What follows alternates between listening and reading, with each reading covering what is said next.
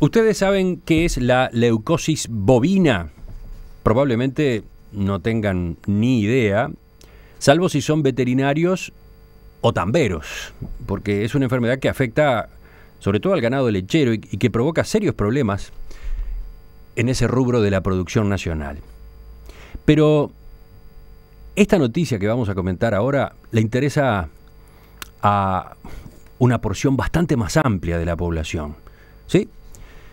A un sector más amplio de la población de nuestro país y del mundo.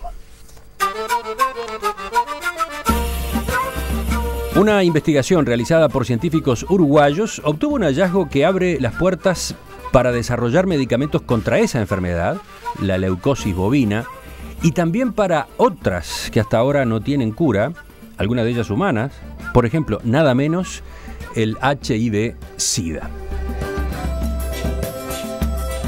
Ayer de tarde el trabajo fue publicado por la prestigiosa revista Science, lo que implica un espaldarazo fuerte para el grupo de profesionales y estudiantes que lograron este avance y que pertenecen al Instituto Pasteur Montevideo y la Facultad de Medicina de la Universidad de la República. ¿De qué se trata este hallazgo? ¿Cómo llegaron? ¿Qué consecuencias puede traer? Bueno, vamos a conversar de todo esto justamente con nuestros dos invitados. Aquí en estudio se encuentra Alejandro Busquiazo. ¿Qué tal? Buen día. Buen día. Y por teléfono, Otto Pritsch. Buen día. ¿Qué tal? Buen día, Emiliano. Muchas gracias. Saludos para todos. Un gusto saludarlo. Felicitaciones desde ya. Muchas gracias. Muchas gracias. Estábamos hablando fuera de micrófonos con Alejandro a propósito de que aquí, representadas en esta entrevista, hay dos partes del equipo, ¿no? Hay dos ópticas. ¿Cómo sería ese reparto, Alejandro? Bueno, como recién te decía, el grupo que dirige Otto Pritsch, justamente vienen trabajando en esto desde el punto de vista del virus, de la enfermedad, de sus aspectos inmunológicos, inclusive desde antes de arrancar con este trabajo puntual. Uh-huh. Y en cambio nosotros lo que estamos aportando es una vocación de estudiar cosas muy chiquitas, o sea, las moléculas, y en particular proteínas claves de organismos patógenos. Por ejemplo, este virus. Uh-huh. Bueno, entonces capaz que la primera pregunta se la planteo a Otto. La leucosis bovina afecta especialmente al ganado lechero, decía yo. Genera pérdidas por muerte y por caída de la producción en los tambos. Además, implica una barrera para ingresar a los mercados de alta exigencia. Por ejemplo, en lo que es la exportación de ganado en pie. ¿Qué porcentaje del rodeo uruguayo está afectado, Otto? No se tienen cifras exactas a nivel nacional sobre la prevalencia de la infección, porque no existe un estudio epidemiológico nacional, pero sí existen datos que muestran que la prevalencia en los últimos años ha ido aumentando, es decir, el grado de infección que tienen el ganado bovino por este virus. Y se calcula, de acuerdo a ciertos estudios preliminares de varios grupos, de Facultad de Veterinaria, del ILAVE, del Ministerio de Ganadería, del mismo Instituto Pasteur, se calcula que aproximadamente más del 50% del ganado lechero en producción está infectado por este retrovirus. ¿Y ustedes iniciaron una cifra muy grande? Sí, claro, es bastante. Yo he visto porcentajes más altos todavía, ¿no? Sí, nosotros decimos más de 50, pero sabemos que en la mayoría de los tambos de alta producción están mucho más cerca del 70%. Se sabe, por ejemplo, que en algunas provincias de Argentina de alta producción lechera, como la provincia de Santa Fe, superan el 85% de infección. En el comparativo, otros países, por ejemplo, Estados Unidos, también tiene una infección en el ganado lechero que ronda el 30% de prevalencia. En cambio, Europa, que ha realizado hace 20 años, ha iniciado un programa de erradicación de esta enfermedad, después de 20 años de trabajo continuo y con inversión de mucho dinero, ha logrado erradicar la infección en todo Europa, digamos. Uh-huh. ¿Y ustedes iniciaron este proyecto en busca de una solución a este problema sanitario que complica la producción nacional? ¿Ese fue el origen? Bueno, nunca tenemos una única explicación, digamos, para el origen de los proyectos de investigación. Ese claramente era un problema que a nosotros nos llegaba fuerte, digamos, porque era un problema general a nivel nacional, pero en realidad nosotros tenemos una historia desde el lado de la Facultad de Medicina, donde nosotros trabajamos mucho tiempo. De hecho, yo hice mi tesis de doctorado en el tema de las leucemias humanas. Entonces, a partir del estudio de las leucemias humanas, encontramos que la leucemia del bovino es un buen modelo para estudiar leucemias humanas. Entonces, ese fue un poco de las raíces del interés por entrar en este tema. Después descubrimos que es una patología fascinante desde el punto de vista biológico, con una cantidad de facetas de estudio que va desde, como decía Alejandro recién, que va desde la vaca hasta el átomo, ¿no? En un camino que es un camino muy largo, aunque todos están en el mismo animal. Ir desde la vaca hasta el átomo implica moverse en diferentes niveles de organización, digamos, desde el nivel veterinario animal hasta el nivel de las células, a nivel de las moléculas y ahí aún a nivel de los átomos. Y en particular, claramente, una de las raíces de interés para meternos en este proyecto en el Instituto Pasteur fue justamente la importancia que tenía a nivel nacional este problema. Entonces, esas dos raíces, la raíz de la medicina y la raíz del sector productivo, como que se juntaron, digamos, en el inicio, digamos, de este proyecto. ¿Y hubo coordinación justamente con el sector productivo? Sí, esto por suerte desde el Instituto y de la Facultad de Medicina se ha generado una gran red multiinstitucional para trabajar en este tema. Nosotros claramente estamos claro que frente a problemas complejos nunca hay soluciones simples. Digamos, siempre las soluciones son complejas y requieren de la acción de diferentes tipos de técnicos profesionales, de productores y de gente común que tiene su saber cotidiano, digamos, de tratar los animales, etcétera. Entonces, nosotros tenemos un eje estratégico armado entre el Instituto Pasteur y el INIA, el Instituto Nacional de Investigación Agropecuaria. Tenemos un convenio marco funcionando. De hecho, se creó una unidad mixta en el Instituto Pasteur entre las dos instituciones, donde hay un laboratorio que se va a inaugurar seguramente a mediados digamos en agosto de este año, que muestra justamente un interés de trabajar en conjunto, pero también claramente tenemos una interacción muy grande con el Ministerio de Ganadería, de Agricultura y Pesca, con la Dirección de Sanidad Animal, pero también con el programa de formación de recursos de posgrado de la Facultad de Veterinaria. Digamos, estamos participando en la formación de maestrandos y doctores. Entonces, digamos, nosotros participamos, somos un nodo en una red de trabajo en donde claramente tenemos un foco desde el Instituto en el trabajo en salud animal con todas estas instituciones que están participando. Estoy mirando los mensajes de los oyentes y encuentro de Juan, que a propósito de la prevalencia de la leucosis bovina en Uruguay, dice: esta enfermedad aumentó sensiblemente su presencia porque desde que se empezó a exportar ganado holando en pie, hicimos de hecho una selección negativa. Exportamos lo sano y nos quedamos con lo enfermo, ¿no? Sí, es una triste realidad. Es una triste realidad. Vayamos... En Europa... Sí, adelante. Sí. No, que en Europa justamente el objetivo es cuidar como un tesoro los animales negativos. Uh-huh. Es decir, porque son los que van a reproducir un rodeo negativo finalmente. Y lamentablemente por el mercado, digamos, que exige que el ganado en pie que se exporta tiene que ser negativo, nosotros de hecho estamos vendiendo los negativos y no estamos quedando con los positivos. Bueno, ustedes irán viendo quién contesta cada una de las preguntas, ¿no? Pasemos ahora a lo que es la leucosis bovina. Según lo que pude revisar, es una enfermedad infecciosa causada por un retrovirus que afecta al sistema inmunológico de los animales, genera inmunodeficiencia y en algunos casos dispara el desarrollo de una leucemia y o tumores. Es una enfermedad crónica.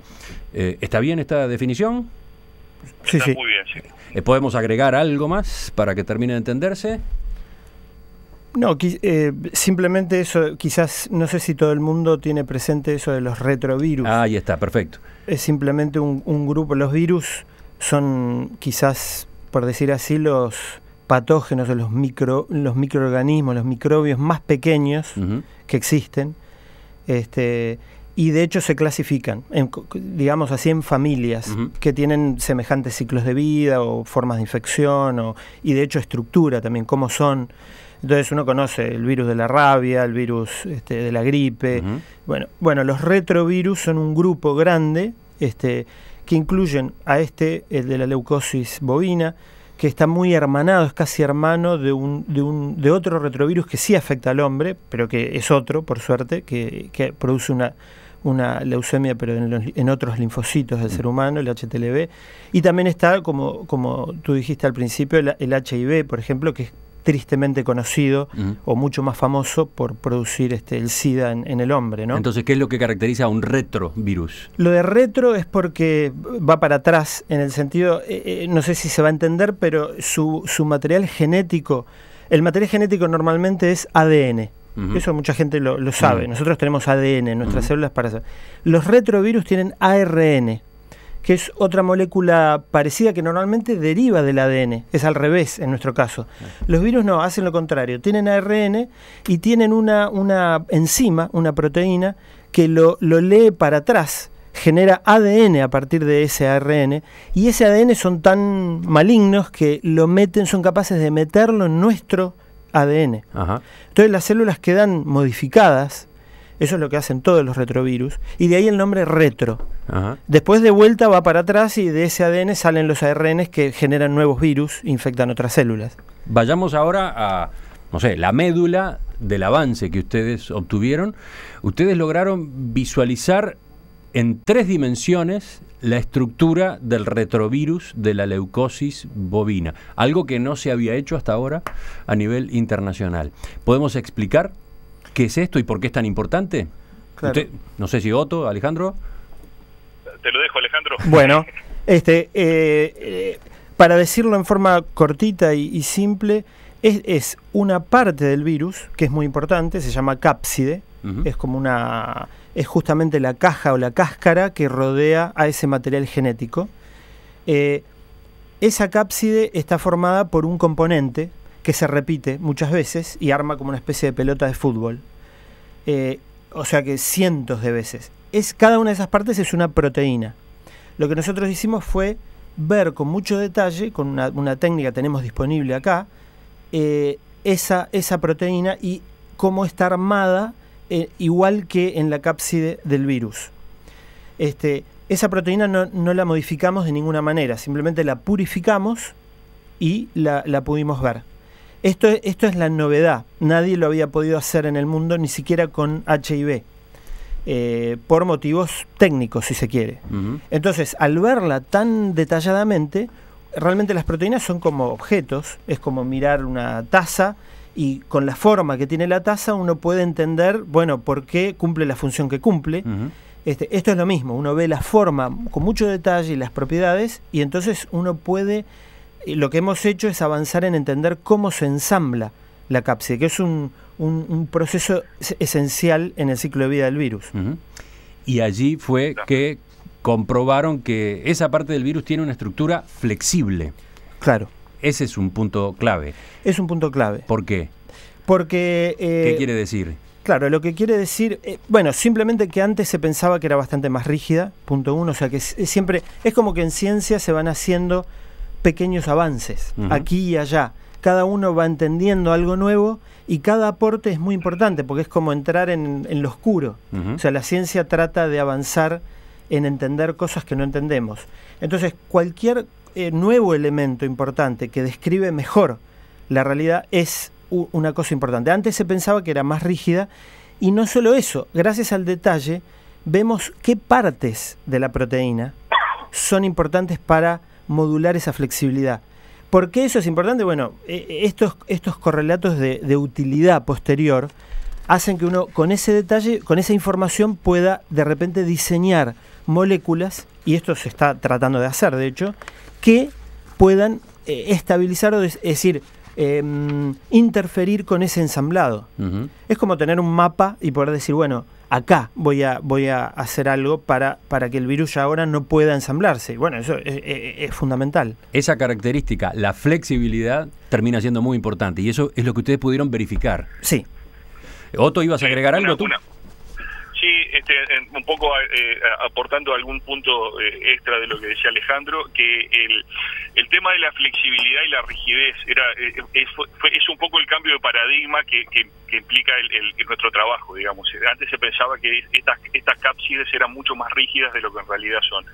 Y desde el punto de vista de las posibles aplicaciones, digamos, a este cambio de paradigma, uno se puede referir por ejemplo, al modo de acción de ciertas drogas o fármacos. Entonces, con una cápside rígida, uno tiene que pensar que los fármacos van a actuar en determinados lugares y a desarmar, digamos, una cápside, digamos, con una rigidez importante.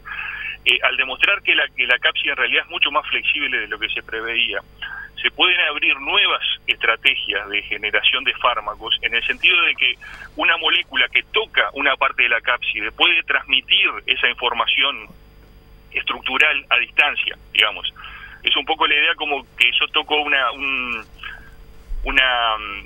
cáscara que es blanda, digamos, yo la toco en un sitio y se genera como una onda, digamos, que se puede transmitir a distancia. Entonces cambia un poco la concepción de lo que puede ser la estrategia de generación de nuevas herramientas terapéuticas, digamos. Y eso es algo nuevo, digamos, y que de hecho puede explicar cómo funcionan algunas drogas que, digamos, antes existían explicaciones mucho más simples, digamos, en el sentido de que era unirse a algo rígido, digamos. Ahora con la flexibilidad creo que le da un grado de complejidad mayor y de más cercanía hacia la realidad. Por supuesto que... Sí, adelante. No, lo otro que le quería decir, porque justo venía pensando, ahora estoy justo acá en el departamento de San José porque tenemos una reunión prevista con los investigadores de INIA, y venía pensando cuando venía en el camino un ejemplo para explicar un poco lo de la cápside, digamos, de un retrovirus, y quizá un ejemplo interesante puede ser el de una cápsula aeronáutica, digamos, ¿no? De las cápsulas de los viajes a la Luna, digamos. Y de hecho la cápsula que entra a la Tierra es algo bastante parecido a lo que es una cápside de un retrovirus. Ajá. Y hasta ahora la forma de ver, digamos, esas cápsulas era a distancia con microscopios, digamos, que veían poco detalle, digamos, de la misma. Nosotros con lo que logramos con esta técnica de difracción de rayos X y poder resolver la estructura tridimensional a nivel atómico, podemos ver los detalles finos, es decir, podemos ver los tornillos que forman esa cápsula, digamos, por poner un ejemplo. Uh-huh. Entonces podemos un poco entender, si la queremos desarmar, cómo desarmarla, o si queremos evitar que se abra la puerta, cómo evitar que se abra la puerta. ¿Se entiende? Sí, se entiende, y quizás acá puedo hacer una pregunta más, porque supongo que nuestros oyentes deben estar sorprendidos por el hecho de que ustedes lograran este hallazgo que en otros países con más medios, con más recursos, con más tecnología, hasta ahora no se había alcanzado, ¿no? ¿Cómo es que fue posible? Yo estaba repasando antecedentes y veía que hace pocos años, para lograr imágenes semejantes, un equipo de investigadores de Estados Unidos había estudiado la cápside del virus HIV, lográndolo solo luego de introducir una serie de mutaciones que volvían a la proteína artificialmente más rígida. Entonces, a ver, para entender bien, puede decirse entonces que lo que ustedes lograron es usar una técnica que permitió ver al virus, permitió ver el funcionamiento, pero en estado natural, sin haber tenido que modificarlo para poder estudiarlo. Sí. ¿No? Esa es una gran ventaja. Esa fue una de las ventajas. Sí. ¿Otto? Sí. Y eso es parte también, eso es parte de la suerte que también existe, digamos, y que este virus, en realidad, las proteínas que forman la cápside de este virus permitieron obtener cristales, digamos, en condición nativa, digamos. Ajá. Después de mucho esfuerzo, no fue tampoco una cuestión, fueron casi 1 año y medio de ensayos, digamos, pero es decir, la proteína de este virus permitió justamente generar cristales que pudieran usarse para resolver la estructura tridimensional. Tú utilizaste, en el caso del HIV, tú utilizaste la palabra suerte. ¿Fue suerte o fue algo más? Y ahí voy de vuelta a la pregunta, ¿no? ¿Cómo es que aquí, en Uruguay, en el Instituto Pasteur, con la Facultad de Medicina, se consigue esto? ¿Qué tecnología usaron? En fin. ¿Quién contesta? Alejandro. Bueno, lo dejo, Ale. Bueno, yo creo que primero una cosa interesante en eso es que en ciencia, como en muchas actividades humanas, no se trata solo de dinero, pero obviamente se trata también de dinero. Uh-huh. Es uno de los componentes que permite, tener los medios necesarios, la infraestructura y demás. Sin embargo, siempre se puede, el componente, digamos, de creatividad, de trabajo, de disciplina y rigurosidad, etcétera, eso es posible en cualquier lugar del mundo. Es una cuestión de entrenamiento, de trabajo, de dedicación. Entonces, por suerte o no por suerte, en realidad está mal dicho, es una cuestión, aquí viene bien hablar un poco de cuál es la historia de la ciencia en Uruguay, y creo que, esta es mi humilde opinión, la pendiente es positiva, o sea, se vienen mejorando varias cosas, o sea, estas cosas no surgen como cosas aisladas, y la prueba está de que se vienen dando una serie de eventos o hechos de distintos lugares que están haciendo ciencia, uh-huh, positivos, ¿no? Hace poco un investigador de la Facultad de Medicina fue nombrado miembro de la Academia Nacional de Ciencias de Estados Unidos. Al mismo tiempo, el que fue primer director del Instituto Pasteur de Montevideo, Guillermo Diguero, que de hecho dedicó su vida a la investigación, fue nombrado recientemente embajador francés uruguayo en Francia. Es decir, de alguna manera eso es lo que... Y la Agencia Nacional de Investigaciones surgió en el 2006 y ha venido mejorando, y a pesar de las dificultades y las cosas para mejorar, obviamente, pero hay todo un... Es eso a veces lo que permite que empiecen a aparecer cosas. Uh-huh. O sea que es muy importante la idea de la persistencia, uh-huh, en el apoyo a cosas que se hagan bien, por decirlo así. Entonces... sí, Otto. Sí, no, que es un camino, digamos, ¿no? Claro. Es importante, digamos, el concepto de camino.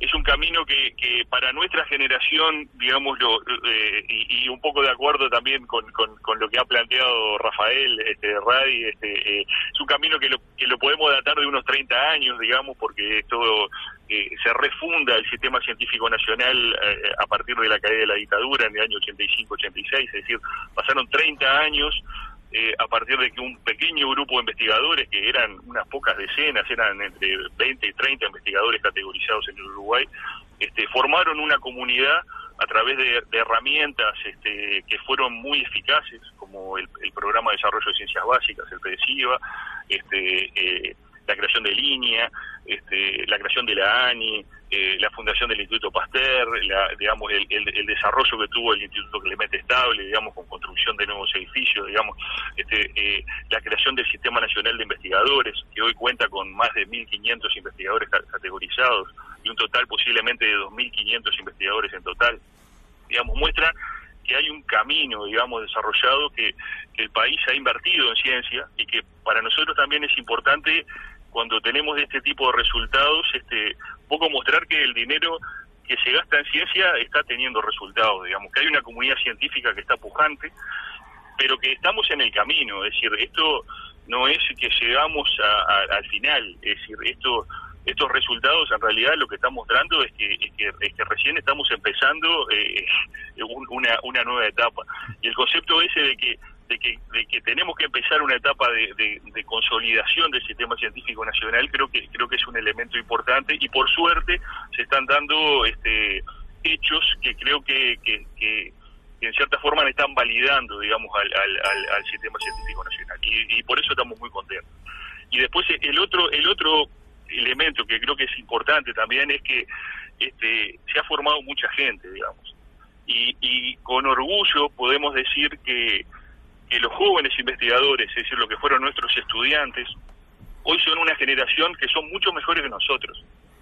Eso parece obvio, digamos, ¿no? Porque creo que es lo que uno debería pensar que todo sistema educativo debería atender a eso, digamos, pero a veces no es tan obvio, digamos, y creo que es muy importante, digo, la generación de científicos jóvenes que se está formando en el Uruguay, que está saliendo de la Universidad de la República, pero que a su vez vienen de la educación pública uruguaya o también de la educación privada, están llegando a niveles de excelencia a nivel internacional, y creo que es una generación que hay que apoyar porque tienen un alto grado de formación, pero están intentando insertarse en el mercado laboral, digamos, de la ciencia y la tecnología, y que claramente tienen un perfil de desarrollo a futuro enorme, porque realmente son muy trabajadores y son brillantes. Enseguida, si les parece, vamos a satisfacer la ansiedad de los oyentes, que viene por el lado de, entendido que esto es un gran avance, entendido que esto es un logro muy importante,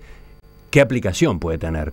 ¿En qué se puede traducir en resultados en la vida de la gente, o en el caso que estábamos analizando al principio, de la producción lechera nacional?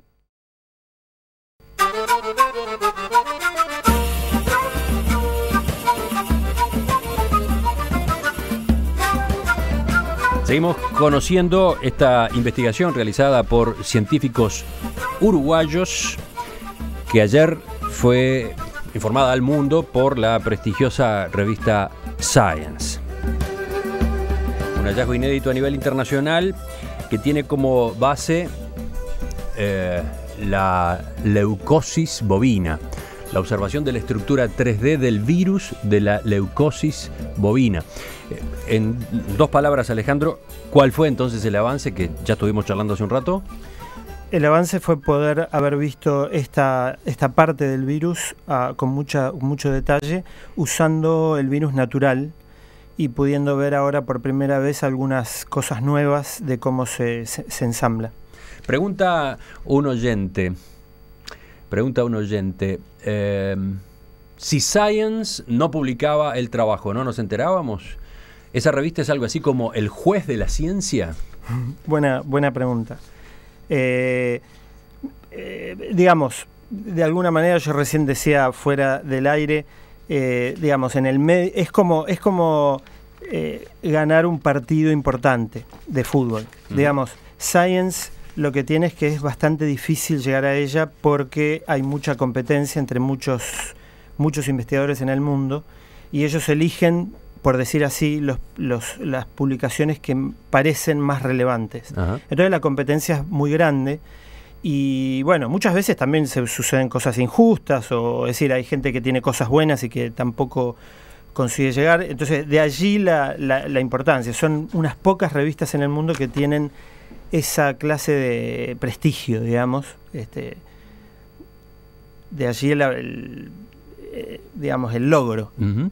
Estamos conversando con Alejandro Busquiazo y Otto Pritsch, integrantes de este equipo del Instituto Pasteur Montevideo y la Facultad de Medicina de la Universidad de la República, que llevaron adelante este trabajo.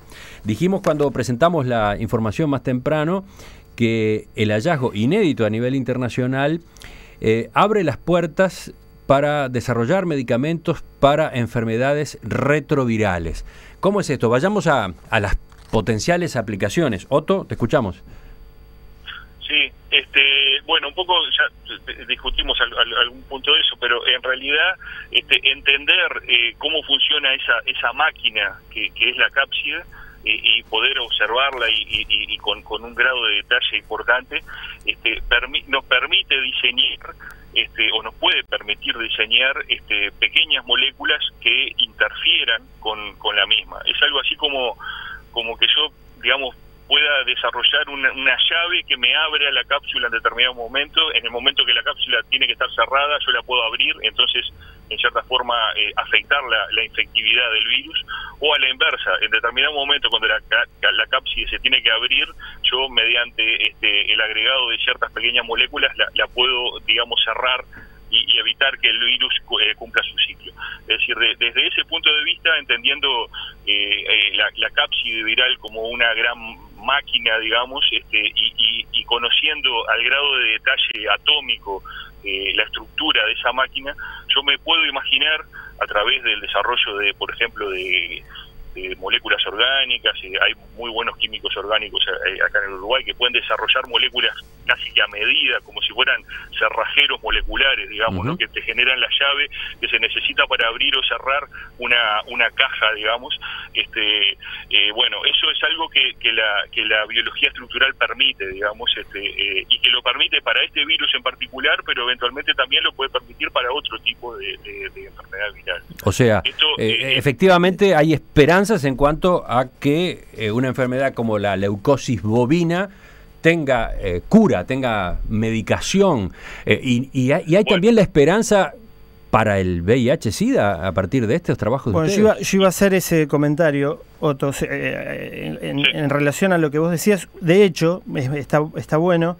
Tenía dos cositas para decir. Una es que un ejemplo de un primo muy cercano, que es el HIV, un ejemplo concreto de eso es que el haber resuelto la estructura tridimensional de la proteasa del virus de HIV, que es otra proteína, no es la de cápside, sino otra, de hecho, permitió diseñar drogas que están en la triterapia o en las terapias actuales que usa la gente para regular, controlar. Si bien no es curable, sí que se ha transformado en una enfermedad que se puede mantener crónica. No es el único medicamento, pero es uno de los medicamentos que se venden hoy en las farmacias. Ese fue uno de los ejemplos exitosos de ese tipo de estrategia, digamos. Entonces, sí. Y entonces, a partir de este hallazgo de ustedes, ¿qué es lo que puede ocurrir? Algo semejante. Algo semejante. Exacto. Efectivamente, ese segundo paso. De hecho, hay gente tratando de hacer eso con HIV, digamos, concretamente. Pero entonces, ese segundo paso, el de la aplicación práctica de esta verificación que ustedes hicieron, ¿está en los planes? ¿Ustedes mismos u otro equipo coordinado con ustedes se va a ocupar de eso? Bueno, ese es el segundo comentario que yo quería hacer, que me lo estaba guardando. Es una humilde opinión, pero estoy bastante convencido y yo quería resaltarlo de alguna manera. Es legítimo de parte de los periodistas, de parte de la sociedad, de parte de los políticos y las autoridades, es totalmente legítimo pedir siempre, el pedido inmediato y lo que más atención lleva es ¿para qué va a servir? ¿Para qué sirve lo que ustedes están haciendo? Es legítimo y está muy bien y todos lo queremos, de hecho, obviamente. Sin embargo, yo quiero resaltar también un aspecto de la ciencia. La ciencia en verdad no son las aplicaciones. Esta es mi opinión, es materia de debate, pero la ciencia es aquel oficio que nos permite generar conocimiento. A veces los científicos, y yo me paro en ese lado, desde ese lado, no es que estamos pensando en la aplicación inmediata, porque si uno piensa solamente en la aplicación inmediata, el recorrido es diferente, es más tecnológico, es como mejorar la vela. Tengo la vela que ilumina un poco mal, la mejoro, y efectivamente consigo mejoras y es muy importante hacerlo. Pero para descubrir la lamparita, no se pensó en cómo mejorar la vela, sino que alguien estaba haciendo cosas que parecían muy locas, porque no se entienden bien, etcétera, pero bien hechas. De allí la importancia de la calidad en la investigación. No es hacer cualquier cosa. Y sobre todo que lo podemos meter guiado por problemas que son de interés. Por ejemplo, hacer investigación dirigidos por el problema de la leucosis bovina. Ahora, ¿es que yo me planteo llegar a la cura? No, yo me planteo entender cómo funciona. Al menos estoy contando el objetivo de nuestro grupo de trabajo. Es muy interesante ese enfoque, sí. Pero vamos a seguir entonces con el tema a partir de la cantidad de preguntas de los oyentes que hay que apuntan a tal o cual enfermedad. Otto, ¿tú qué respondes en cuanto a plazos, por ejemplo? Sí, yo, digamos, un poco en la línea de lo que plantea Alejandro, el otro dato importante es que todo conocimiento, digamos, que se logra, se hace público, digamos, ¿no? En el sentido de que todos los avances que se han hecho hacia atrás, digamos, en HIV, en nuestro virus en particular, nosotros lo hemos utilizado para lograr dar el paso que dimos ahora. Y este paso que nosotros dimos va a ser utilizado no solo por nosotros, va a ser utilizado por toda la comunidad científica, digamos, de nuestro país y de otros países. Entonces, digamos, desde el punto de vista de las aplicaciones, nosotros no podemos imaginar alguna, pero quizás, digamos, a partir de esto surjan otras aplicaciones que nosotros ni nos imaginamos. ¿Y cuáles serían algunas de las aplicaciones? A ver. Si yo tuviera que definir tres grandes ejes, digamos, en lo que tiene que ver concretamente con el tema de la leucosis bovina. Uno es este que discutimos recién, es el posible desarrollo de drogas para hacer un tratamiento, que desde el punto de vista veterinario quizá no sea muy rentable, digamos, desde el punto de vista de generar una droga que sea barata, que sea fácil de administrar al ganado y que tenga una alta eficiencia en lo concreto con la leucosis bovina. Pero sí como elemento, digamos, de avance en lo que tiene que ver con un modelo de infección retroviral. Pero claramente hay otros dos ejes que tienen que ver con aplicaciones que son como subproductos de este proyecto. Uno es que nosotros aprendimos a manejar y a producir proteínas del virus en el laboratorio de muy buena calidad. Esas proteínas, aparte de estudiar cómo funcionan, permiten, por ejemplo, generar métodos diagnósticos para esta enfermedad. Permiten ya avanzar en el diagnóstico. Claro, podemos usar estas proteínas para detectar en los animales que están infectados anticuerpos dirigidos contra estas proteínas. Eso nos lleva a poder desarrollar métodos diagnósticos hechos en Uruguay, ¿sí?, que permiten diagnosticar la enfermedad, y el diagnóstico de la enfermedad es un elemento central en los programas de erradicación, porque el programa de erradicación lo que hace es separar el animal positivo del negativo. Entonces nosotros tenemos que tener buenos métodos diagnósticos, pensando para una población de bovinos que es muy grande en el Uruguay, porque hay 12 millones de vacas en el Uruguay. Entonces si pensamos en millones de test que habría que hacer, digamos, es una actividad importante, digamos, y si el método diagnóstico es bueno, sencillo y barato, es una herramienta importante, digamos, a nivel nacional para poder generar una política, digamos, de erradicación. Eso no lo vamos a hacer en el Instituto Pasteur porque no es el objetivo del instituto ponerse a producir kit, pero sí estamos en asociación con algunas empresas nacionales que se dedican a eso, y a través de convenios de transferencia tecnológica estamos ahora justamente pasando el know-how, digamos, del manejo de estas proteínas para que esas empresas se encarguen de desarrollar a nivel nacional, con mano de obra uruguaya, digamos, kit diagnóstico para esta patología. Mirá lo que pregunta uno de nuestros oyentes, Gerardo, ¿qué pasa ahora con ese conocimiento? ¿Va a ser utilizado gratis por las poderosas multinacionales para lucrar con él? Esta es una inquietud que llega desde la audiencia. Y bueno, usualmente, digamos, el avance de la ciencia se hace es decir, lo que se publica es público, digamos, ¿no? Los trabajos que se publican son públicos. Cuando hay conocimiento que tiene un posible valor, digamos, se puede proteger ese conocimiento, y para proteger ese conocimiento hay como dos grandes vías. Uno es patentar, que patentar en realidad lo que hace es se hace público el conocimiento a través de la redacción de una patente. Todo el mundo tiene acceso a esa patente, lo puede leer, pero la patente es como un título de propiedad, y en ese sentido ese conocimiento no se puede utilizar si no hay un acuerdo con los digamos, propietarios, digamos, del conocimiento. Y la segunda vía que muchos usan es el secreto, es decir, no se publica, yo me quedo con el conocimiento, nadie se entera y lo uso para generar la... Pero entonces, en este caso en particular... Esto fue, digamos, un avance, digamos, en biología fundamental que no está directamente relacionada con una aplicación inmediata. Entonces esto fue publicado abiertamente, es decir, la revista Science la puede leer todo el mundo, digamos, desde un investigador de una transnacional hasta un médico en un hospital en un hospital en África, digamos, también la puede leer con la misma libertad, digamos, académica, digamos. Se nos ha ido el tiempo y todavía quedan preguntas. Vamos a ver cómo hacemos para redondear. ¿Cuánta gente trabajó en este equipo? ¿Durante cuántos años? Bueno, el artículo en sí está firmado por 8 coautores y puntualmente habrán sido unos 3 o 4 años en total, a sabiendas de que el proyecto ya venía de antes, ¿no? En Perspectiva, dirige y conduce Emiliano Cotelo, con Romina Andrioli y Rosario Castellanos. Yo empecé saludándolos con las felicitaciones del caso, pero las felicitaciones también llegan desde la audiencia.